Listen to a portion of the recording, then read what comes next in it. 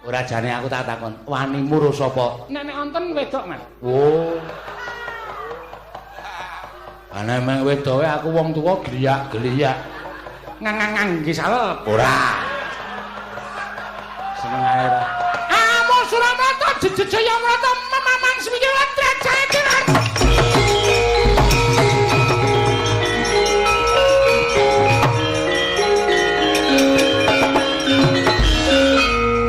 Mungguhna nggawa plinteng tak plinteng kan. Mlaku kok yak-yakan. Mane jenenge sampar sak penake dhewe, ora menang tempilingi sirahmu.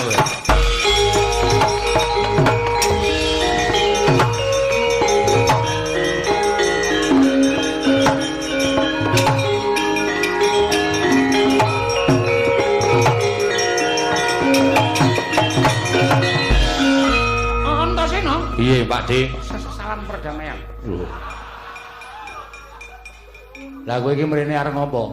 Aku nglegani mak cilik Sengkuni. Aku didhawuhi supaya ngajar kowe, ning jelas aku ra wani to. Ha iya. Mula aku tok mrene. Aku tak takon kakak Karo kowe. Wah aku malah deg-degan aku.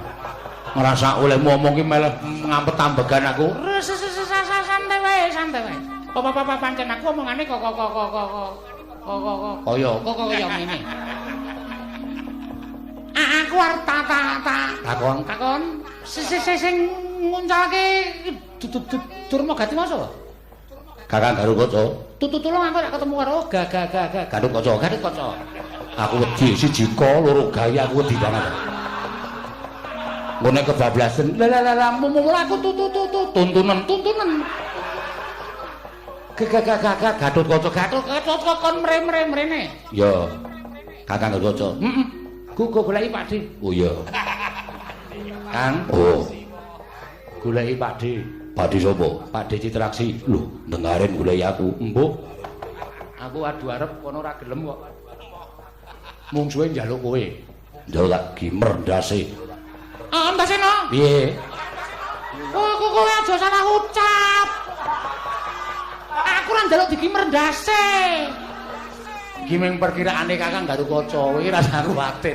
Mama Tratap. Tratape aku. Ya wis ngono wae.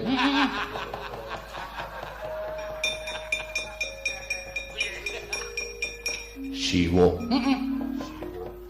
Kowe pancen bocah sing nganga.